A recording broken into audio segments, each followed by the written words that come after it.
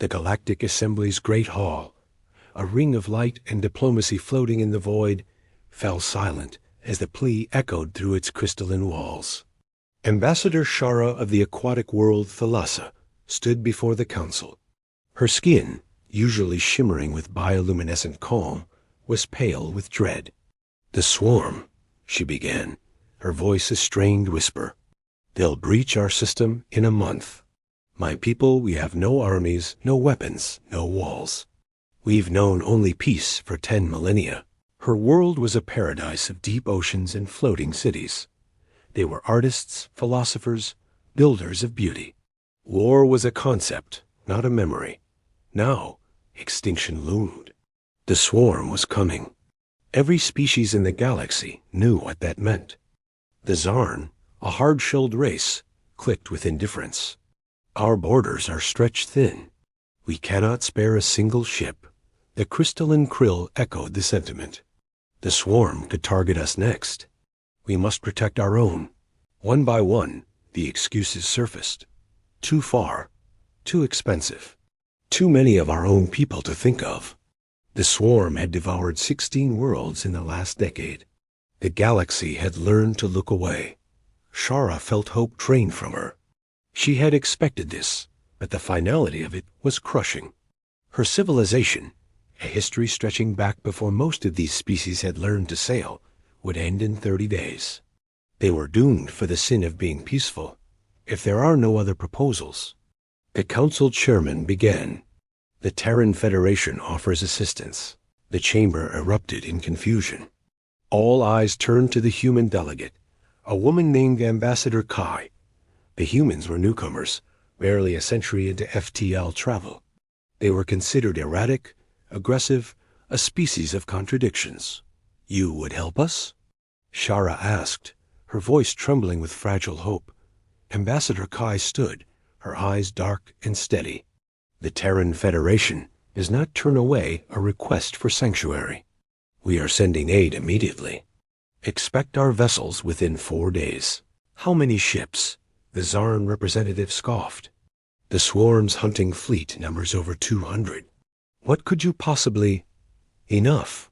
Kai cut him off, her voice cold as the void. "Ambassador Shara, prepare your people. Humanity is on its way." The council dissolved into frantic speculation. The humans were mad. They'd send a token force, maybe run an evacuation for the headlines. That was the smart play. Everyone knew you couldn't fight the swarm. You only survived it. Shara returned to Thalassa with a heavy heart. She had received a promise, but what could a young, untested species really offer? Their ships were functional, but unremarkable.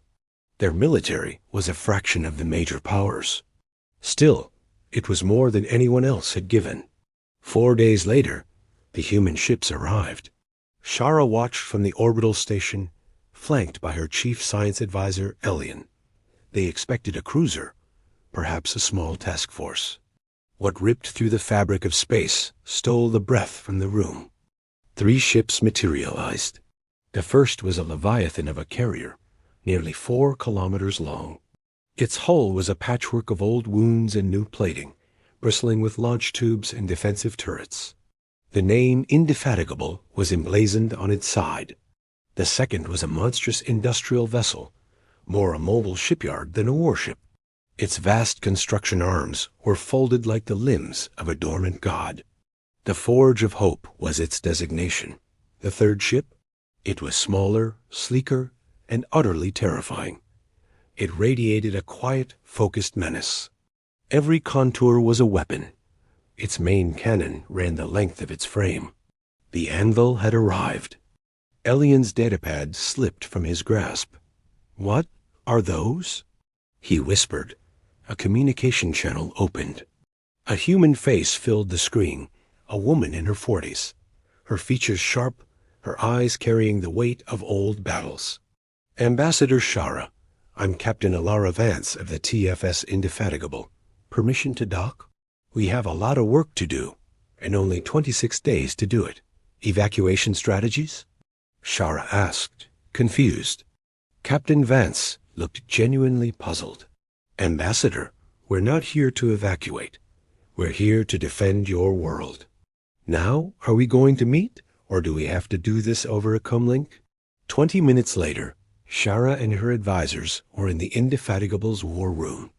Holographic maps of Thalassa spun in the center. Human officers moved with a quiet, practiced intensity. Captain Vance manipulated the display. We've done initial scans. 3 continents, 15 major population centers. Yet orbital space is empty. No defense platforms. No military infrastructure. Nothing. She looked at Shara, not with judgment, but with the flat assessment of a professional. We are a peaceful people, Shara said softly. I know, Vance replied. The swarm doesn't care. They see a buffet. She zoomed in on the largest continent. We start here. Chief Engineer Reed is already deploying his teams. We'll have the first orbital defense platforms online in 72 hours. Elian sputtered. That's impossible. Such structures take months, years. A massive man in a stained uniform stepped forward. His nameplate read, Reed, respectfully Advisor Elian. You've never seen a human engineering crew with a deadline. He grinned, a fierce expression. We built the Martian domes in 7 months. We constructed the Titan orbital yards in 2 years. When we've got a clock ticking, we don't ask if it's possible. We ask how much coffee we'll need. The resources. Shara began. The Forge of Hope is our mobile construction hub, Reed explained. She carries prefab materials, fabrication units, and 3,000 of our best engineers. We have mining drones that can strip your asteroid belt for ore. Resources aren't the problem. He tapped the map. Time is. Vance pulled up another display. We also need to secure your population centers. The swarm will try to land. They always do. We need bunkers, evacuation corridors, and fortified positions. Your people will have to move to secure shelters. My people have never even seen a weapon, Shara said, feeling a wave of despair. Then we teach them, Vance said, her tone leaving no room for argument. Ambassador, I know this is overwhelming. Your people have had peace for 10,000 years. That's what we're fighting for, so you can have it again. But right now, I need you to trust us. Can you do that? Shara looked into the woman's scarred face and tired eyes.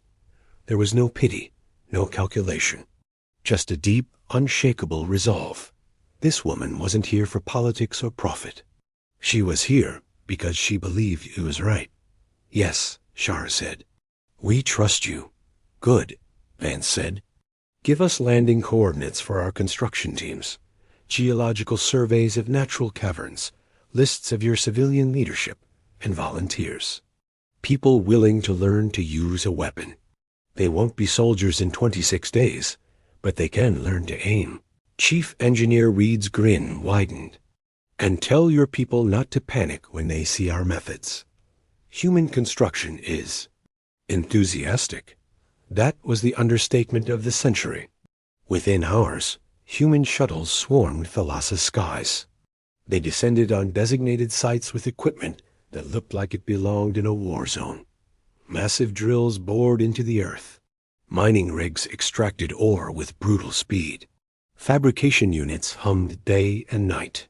The peaceful world of Thalassa was being reshaped by a species that knew only one speed, full throttle. Shara visited a construction site 3 days in. What had been a serene field was now a yawning chasm, soon to be an underground city. A young human engineer, her face smeared with grime, explained the air filtration system to a bewildered Thalassan technician. The swarm releases toxins when they die. This filter catches particles down to 0.01 microns. Your people will be safe down here. You've fought them before? The Thalassan asked. The engineer's face hardened. Once, a colony world called New Horizon. We lost. Lost a lot of people before we figured out how to fight back. That's why we're here. So you don't have to learn the hard way. In orbit, the transformation was even more dramatic. Where there was empty space, Defense platforms now orbited rings of steel and fire, bristling with railguns and missile pods. The Forge of Hope worked non-stop, its massive arms assembling components with mechanical precision. 23 days left. Vance stood with Shara on the observation deck, watching another platform come online. "Why?" Shara asked, her voice barely a whisper. "We can never repay this. We have nothing you could possibly want." Vance was silent for a moment. 70 years ago, humanity reached the stars. We found out we weren't alone. It was wonderful. And terrifying. We also found out the galaxy can be a cold, cruel place. The Swarm, the Krill slave takers. The Zarn expansion wars. We saw what happens to peaceful species. We made a choice. She looked at Shara. We have a saying, from those to whom much is given, much is required. We can help. So we must. It's that simple. She allowed herself a small, grim smile. Besides, humans are really, really good at fighting. It's practically all we did for 10,000 years before we left Earth. Seems a shame to waste the practice. Below, another explosion signaled the completion of another bunker complex. 20 days remaining. Orbital defenses were at 65%. Underground shelters were nearing capacity. Training had begun, though many Thalassans struggled with the very idea of causing harm. The Anvil sat in high orbit, silent and watchful. When Shara asked about it, Vance's expression was unreadable. "She's our siege breaker. Designed for one thing. Her main gun hasn't been fired in 30 years. Let's hope we don't need it." 15 days left. The Swarm fleet was detected at the edge of the system, moving with inexorable purpose. The intensity doubled. Vance worked 18-hour shifts, her face growing gaunt. Reed pushed his teams to the breaking point. The Indefatigable launched fighter squadrons for drills, their contrails streaking across the Thalassan sky. Shara found Vance on the observation deck at 3 a.m., staring at the distant light of the approaching enemy. "Can we win?" Shara asked. Vance didn't sugarcoat it. "I don't know. They're tough, and there's a lot of them. But here's what I do know. They've never faced us. They think this is an easy target. They're wrong. We're going to teach them that lesson, whatever it costs." "Why do you fight so readily?" Shara asked. "The galaxy calls you warlike. Because sometimes," Vance said slowly, "the only way to protect a garden is to be willing to stand at the gate with a gun. We learned that lesson in blood, across our own history. We just hope the rest of the galaxy never has to." 10 days remaining. The defense grid was fully operational. Every citizen had a designated shelter. Human Marines drilled with a handful of Thalassans who had volunteered for combat training. Most failed, but a few those with the right mix of courage and fear began to learn. 5 days. The Swarm entered the inner system. Their bioships were visible as a dark, pulsating cloud on long-range sensors. 3 days. The evacuation began. The Thalassan citizens, terrified but trusting, filed into the underground bunkers. They were leaving behind their cities, their art, their way of life, to survive. One day, the human fleet moved into position. The Indefatigable at the center, its fighter bays humming. The Forge of Hope retreated to high orbit, its arms now carrying emergency repair gear. The Anvil began to power up its main weapon. Captain Vance stood on the bridge. "All stations report. Defense grid, 100%. All batteries loaded. Fighter squadrons ready. Marines are in position, Captain. They say they're ready to show these bugs what happens when you threaten a world humanity has decided to protect." Vance almost smiled. "All right then. They think this is going to be easy. Let's show them what happens when humanity answers a call for help." She looked at Shara, who had refused to leave the bridge. "Ambassador, get to the shelter." "I'm staying," Shara said. "These are my people. If they face death, I face it with them." Vance nodded, a flicker of respect in her eyes. "Then welcome to a human war. It's not pretty, but we're damn good at it. The swarm fleet entered orbit. 200 bioships, pulsing with organic fury. They had done this 100 times. This was routine. They were about to learn how wrong they were. Chief Engineer Reed, on the Forge of Hope, opened the channel. "Captain, they're in range. Fire at will, Chief." Reed's savage grin was audible. "Orbital batteries, light 'em up." Space around Thalassa erupted in a storm of kinetic fury. The first railgun round crossed the void in seconds, punching through the organic hull of a swarm carrier like it was paper. The ship ruptured, its internal fluids boiling into space before it detonated. Then the entire grid opened fire. Hundreds of projectiles, each moving at a fraction of light speed, tore into the swarm formation. They had held a tight cluster, expecting no resistance. The first salvo obliterated 42 ships. Another dozen were left crippled, their lifeblood spilling into the void. On the Indefatigable's bridge, Vance watched the tactical display with cold satisfaction. Second salvo. Target their command vessels. The grid adjusted, focusing on the larger bioships. Their armor, evolved over eons, held for a moment, then failed. Shara stood behind Vance, her aquatic features pale with shock. Her people had no concept of this scale of violence. She had watched them build the weapons, but seeing them used was something else entirely. "They're dying," she whispered. "So many are dying.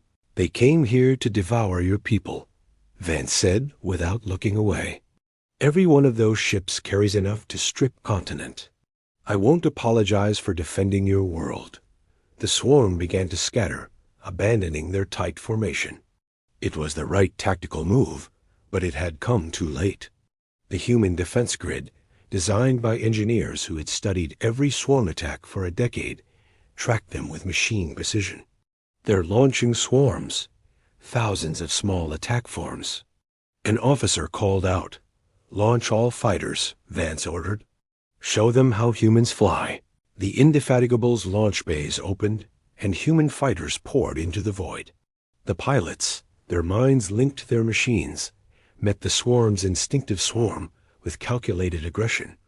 What followed was a chaotic ballet of violence. Human fighters danced through the organic constructs, their guns tearing them apart. When missiles ran out, they switched to cannons.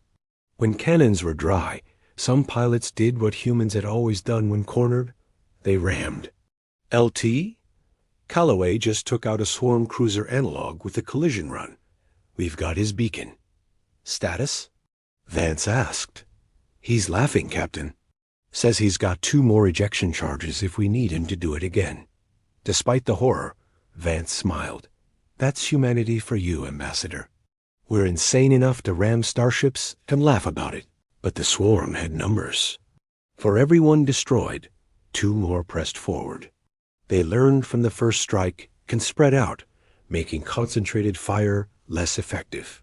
Their strategy was simple. Overwhelm with mass. It had worked on 16 worlds.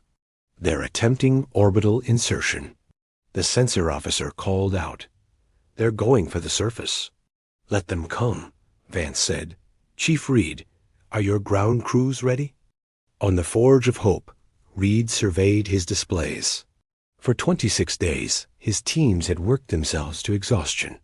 Now it was time to see if it was enough. All ground installations are online. Bunker cities are sealed. Artillery batteries are loaded. Marines are in position. We're ready to introduce them to human defensive engineering. The swarm bioships began their descent, massive, pulsating vessels carrying millions of ground troops. They hit the first layer of defense at 10,000 meters. Surface-to-air missiles filled the sky, turning dozens of landing craft into fireballs. But more kept coming. They were willing to drown defenses in bodies. They landed on the largest continent in waves, millions of armored insectoid warriors scuttling forward with horrifying speed. They moved toward the nearest population center. Halfway there, the ground exploded. Reed had spent 2 weeks mining the entire approach. Entire divisions of swarm warriors ceased to exist, vaporized by carefully placed charges. The survivors pushed forward, driven by the hive mind, straight into the second line, automated turrets.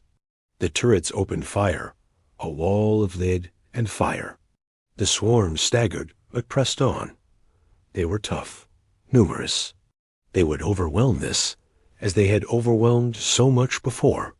Then they met the third line, human Marines. Sergeant Marcus Havoc Halley lay in his fortified position, watching the swarm advance through his scope. Around him, his squad did the same. They were all veterans. They had volunteered for this mission when everyone thought it was suicide. "Contact in 30, a voice murmured. "Remember," Halley said calmly, "brain cluster only, behind the forward carapace. Don't waste shots." He steadied his breathing. Fire at will. The Marines opened fire. Controlled, precise. Each shot found its mark.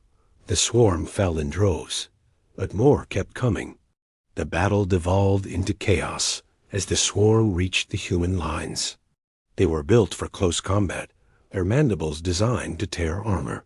But humans were built for something else, adaptability and brutality. When rifles ran dry, they used shotguns.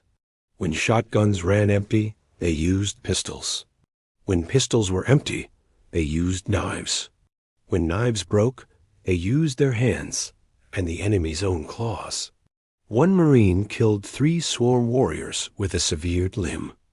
In the command bunker beneath the battlefield, Elian watched in stunned silence.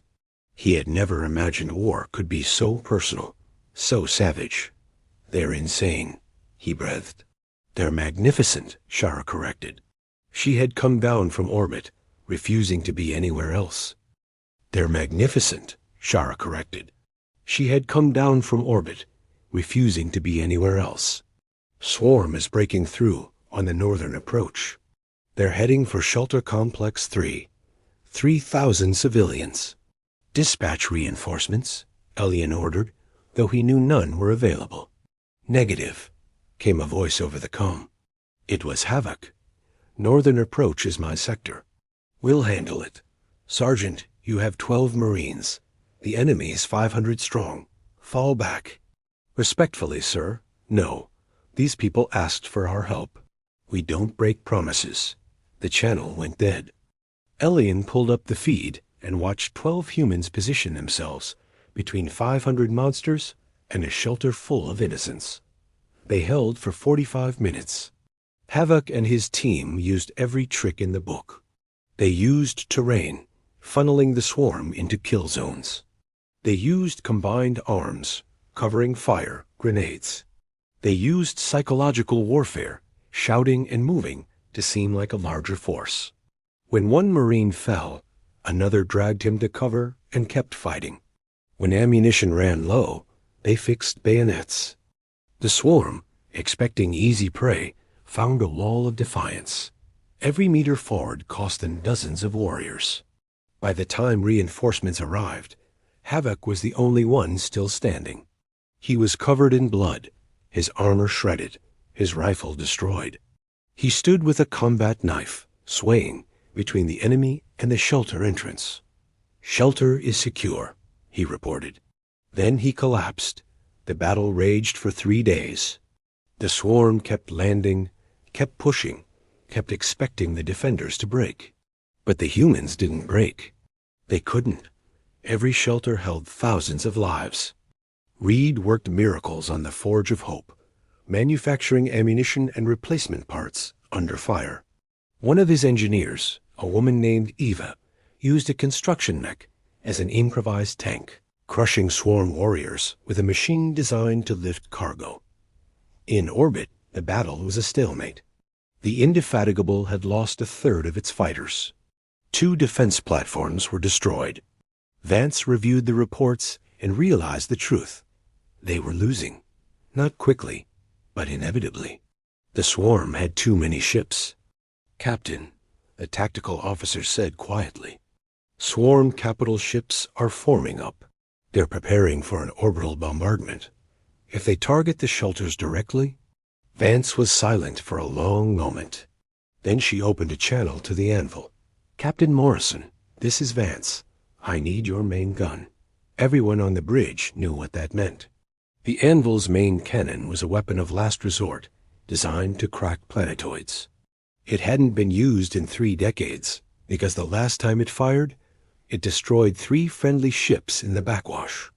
"Captain Vance," Morrison's voice came back, calm but wary. "You know the targeting parameters." "I know, Captain. But if we don't break that formation now, we lose the planet. All of it, every Marine, every civilian we came to protect. I need that gun." A pause. "Understood. Charging main gun." 15 minutes. "You have 10, Vance said, closing the channel. She turned to Shara. "Ambassador, get everyone as deep underground as you can. This is going to light up your sky. What are you doing?" Shara asked, though she already knew. "Using the biggest gun humanity ever built. And praying I don't miss. Go." On the ground, HFY, barely conscious in a medical bay, heard the alert and smiled through his pain. "About time. I was getting tired of the fair fight." In orbit, the anvil moved into position. Captain Morrison ran the final calculations. His crew moved with practiced precision. Main gun charged to 90%. Target lock acquired, 95, 100%. Ready to fire. Morrison took a deep breath. "All human ships, clear the firing lane. Thalassa forces, get your people down." He opened a fleet-wide channel. "For humanity. And for those who asked for our shelter. Fire." The anvil fired its main gun, and the universe screamed. The projectile left the ship at 12% the speed of light. It crossed the distance to the swarm formation in seconds. A beam of superheated plasma, visible from the surface, split the Thalassa night. The first capital ship didn't explode. It simply vanished. The projectile passed through it like it wasn't there, vaporizing organic matter. It continued through the ship behind it, and the one behind that. 12 capital ships ceased to exist in less than a second. The plasma backwash consumed 6 more.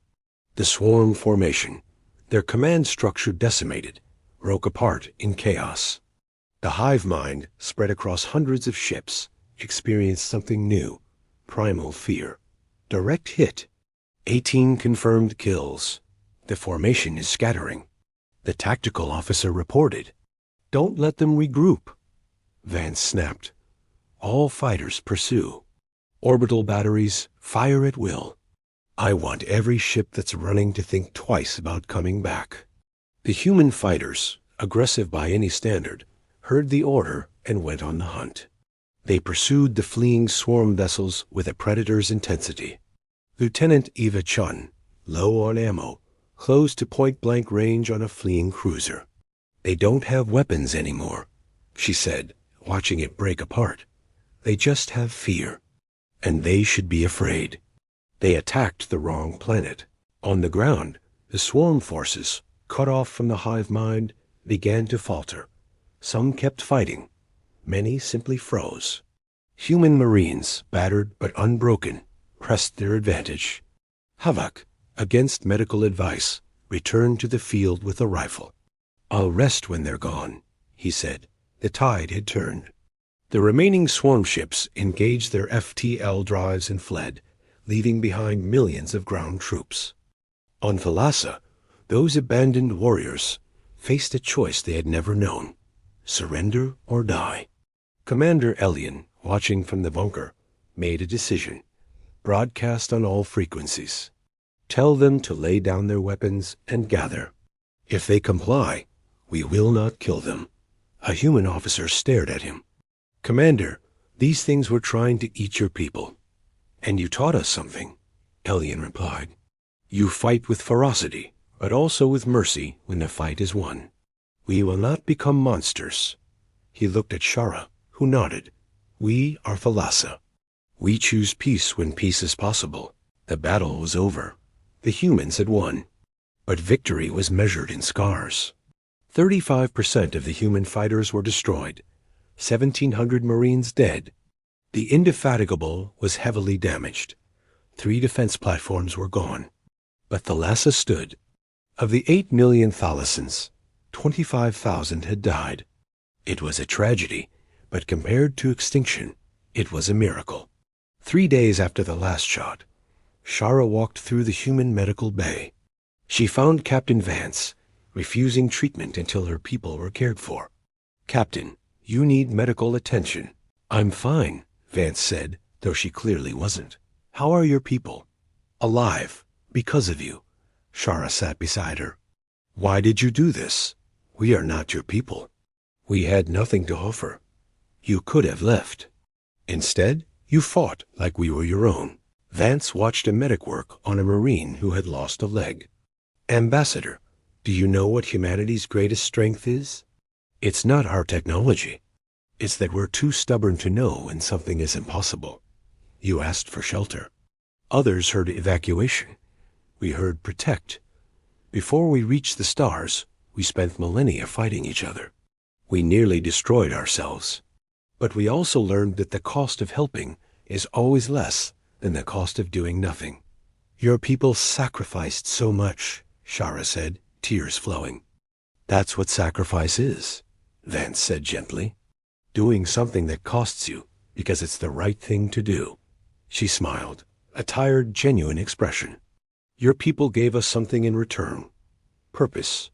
For 10,000 years, we worried our violence would make us monsters. Here, we learned we could be protectors instead. You gave us a reason to be strong. That's worth more than you know." Chief Engineer Reed was already planning the reconstruction. The Forge of Hope began manufacturing materials for rebuilding. The defense platforms would be upgraded. The bunker cities would become permanent infrastructure. Thalassa would emerge stronger. 1 week later, the Indefatigable prepared to depart. The ship was held together by emergency patches and Reed's ingenuity. Vance insisted on leaving. Thalassa needed to heal, and the human presence was a reminder of trauma. Shara stood in the docking bay. She had prepared a speech, but when the moment came, all she could say was, "Thank you." Vance smiled. "You're welcome. Take care of your people. And remember, peace is precious, but defending it isn't weakness. It's responsibility. Will we see you again? Maybe. The galaxy is a big place, but if you ever need help again, send word. We'll come." That's what friends do. The Indefatigable departed, followed by the Forge of Hope and the Anvil. They left behind a transformed world. Thalassa had defenses, trained forces, and the knowledge that they were not alone. They had hope. In the bunker that would become the headquarters of the Thalassan Defense Force, Elian stood before a memorial wall. Names were being engraved, every human who had died. Next to them would be the names of their own fallen. "We will remember," he said. "We will tell our children of the day humanity answered our call for shelter and sent us commanders to lead, builders to fortify, and warriors to defend. The swarm fleet fled into deep space and never returned. They had learned a hard lesson. Some prey had friends who were very, very good at violence. The Galactic Council held emergency sessions. They debated human tactics, questioned human aggression. Ambassador Kai listened with contempt. When the debate died down, she spoke. "You've spent weeks questioning our methods. I have one question for you. Where were you?" She looked around the chamber. Ambassador Shara stood here and begged for help. 16 worlds had already fallen, and you did nothing. Humanity offered ships, soldiers, and blood. You call us dangerous? Yes, but we're dangerous to those who threaten the innocent. We will continue to act according to our principles. We will help those who ask. We will defend those who cannot defend themselves. And we will fight anyone who tries to stop us.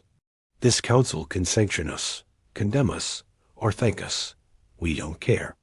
The people of Thalassa know what we are. Their friends, 4 other species, watching the debate, quietly sent messages to Earth requesting aid. Humanity had proven that some species would fight for you, not for profit, But because it was right, the swarm carried with them a new understanding. The galaxy had changed. There was a new predator now, one that hunted monsters. And they were terrifyingly good at it. 3 months later, the transformation was complete. Where ruins had stood, new buildings rose. Memorial gardens grew on old battlefields. The scars remained, but life had returned. Captain Alara Vance, now retired, had accepted the position of Chief Military Advisor to Thalassa. She stood in the new Defense Academy with Chief Engineer Reed, who had also chosen to stay. "Someone has to teach them," she said. "They're good people. They deserve a chance to defend what they've built." The first class of trainees, 200 veterans of the battle, stood at attention. Vance addressed them. "Being a defender isn't about how well you shoot. It's about knowing when to shoot. We're very good at violence. But the wars we're proudest of are the ones we prevented through strength. Your people chose peace for millennia. That was right. But peace without strength is vulnerability. What you're learning here isn't how to be aggressive. It's how to be strong enough that aggression against you becomes too costly." The academy was humanity's gift, a fully equipped training facility that taught the philosophy of defensive strength. 1 year after the battle, a memorial was dedicated. It depicted 3 figures: a commander studying a tactical display, a builder wielding tools, and a Marine holding a rifle. At the base, names were engraved: 1,700 human names, 25,000 Thalassan names. Sergeant Marcus Havoc Halley stood near the memorial, leaning on a cane. A young woman approached him with a small child. "I wanted to thank you. We were in Shelter Complex 3. You saved us." Havoc felt uncomfortable with the praise. "I was just doing my job. You stood between death and my daughter for 45 minutes, the woman said. 3 of your soldiers died protecting us." The child held up a drawing, a figure with a rifle standing in front of smaller figures. "You're the hero," the child said seriously. "Mama says you're why we're alive." Havoc took the drawing with trembling hands. He had killed hundreds in that battle. But this, protecting one child, this was what mattered. Chief Engineer Reed found him later. "You okay?" "We lost good people," Havoc said. "Sometimes I wonder if it was worth it." Reed looked at the crowds of Thalassan families, at the children playing near the memorial. 8 million people. That's how many we saved. Was it worth it? I know what our fallen would say. They'd say, yeah, it was worth it. They joined up to protect people. And that's exactly what they did. The ceremony began. Elian spoke, thanking the humans, honoring the fallen. Then Vance stepped to the podium. "I'm not good at speeches. I'm a soldier. But the people whose names are here deserve words." She looked at the crowd. 3 months ago, Ambassador Shara asked the galaxy for help. Most said no. Humanity said yes. Why? Because someone asked for help, and we could help. That's it. We have a long history of conflict. But we learned that the cost of standing by is always higher than the cost of standing up. The people behind me understood that. They volunteered to defend the species they'd never met, on a world they'd never seen, because it was right. They did their job perfectly. They protected people who needed protection. We will never forget you. And to the Thalassans who fell, you showed courage most species never discover. We're honored to have fought beside you. Later, Ambassador Kai arrived from Earth. The Council formally censured us, she told Vance. They want us to promise never to do this again. What did you tell them? I told them to shove their protocols where the sun doesn't shine. 4 other species have formally requested our help. The Krill are threatening the Pleiadian colonies. They want what you gave Thalassa, protection. And we're sending ships? We are. The Council is furious, but they can't do anything. We're responding to requests for help. You started something here, Ilara. You showed the galaxy that humans won't stand by. The first Thalassan warship, the Remembrance, was launched a year after the battle. It was a joint design. combining Thalassan elegance with human pragmatism. Elian, now Admiral, watched it launch. She represents our transformation. From a people who hoped peace was enough, to a people who understand that peace must be protected. 20 years later, the galaxy had changed. The swarm hadn't consumed a world in 2 decades. Defensive pacts modeled on the human intervention had saved dozens of species. Ambassador Shara, now gray but sharp, stood in her office with her granddaughter, Mira. The council is debating another intervention, Mira said. The Thylaxian colonies are under attack. People are dying while they debate. And what do you think General Vance would say? Shara asked. She'd ask if they requested help. She'd remind us that strength must be tempered with wisdom. Correct. Humanity taught us to be strong, but also to be careful with that strength. Don't intervene unless asked. We offer help, never impose it. General Elena Vance, now retired, lived in a small house on Earth. At 65, she still consulted for the military. She received a call from Admiral Elian. The Thylaxians have requested assistance. Should we send a fleet? Vance considered. You have the capability. If they ask, and you can help without overextending, do it. But remember, you're not human. You don't have our resources. Help where you can, but don't try to save the galaxy alone. Thank you, General. Your wisdom is still invaluable. The memorial on Thalassa grew over the decades. A new wing was dedicated to living defenders, preserving their stories. At the dedication, an elderly General Vance spoke. I'm going to tell you something no one else will say. The Battle of Thalassa was a disaster. We barely won. If the swarm had been slightly smarter, we would have failed. I tell you this because I don't want you to romanticize what happened. War is horror. Defense is necessity. The real victory wasn't killing the enemy. It was that 8 million people lived to see the next sunrise. That's what we fought for. You've built something remarkable here. You remember trauma without being consumed by it. You prepare for threats without becoming paranoid. That's harder than any battle. And you've done it brilliantly. General Elena Vance died peacefully at 75. Her memorial service was held on Earth, but a second ceremony took place on Thalassa, where thousands gathered to honor her. Havoc, now 72, closed the ceremony. She'd hate all this fuss. She'd say she was just doing her job. But that's why she deserves honor. Because she saw saving 8 million beings as just part of her job. That's the kind of person she was. That's the kind of person humanity became because of her. Mira, now representing Thalassa on the Galactic Council, stood before the memorial with her children. Her youngest asked, "What are humans? Why did they help us?" Mira knelt down. Humans are what happens when a species learns to be strong without losing compassion. They are friends who will fight for you, not because they gain anything, but because it's right. They are teachers who show you how to stand on your own. They are the answer to the question, what happens when someone asks for shelter? And the answer is, you send commanders to lead, builders to fortify, and warriors to defend. You send your best to do the impossible. You sacrifice what you must to protect what matters. That's what they did for us. That's what we now try to do for others. She stood, looking at the 3 figures frozen in stone. The memorial had weathered, but the message was clear. Behind it, the city stretched toward the horizon, beautiful and protected. We asked for shelter, Mira said quietly. Humanity answered with salvation. That's their legacy and our responsibility. We pass it forward, helping others the way we were helped, creating a galaxy where no one faces extinction alone. The sun set over Thalassa, casting long shadows across the memorial.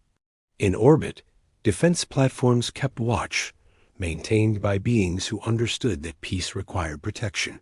In the academy, new students learned the lessons that had begun a generation ago.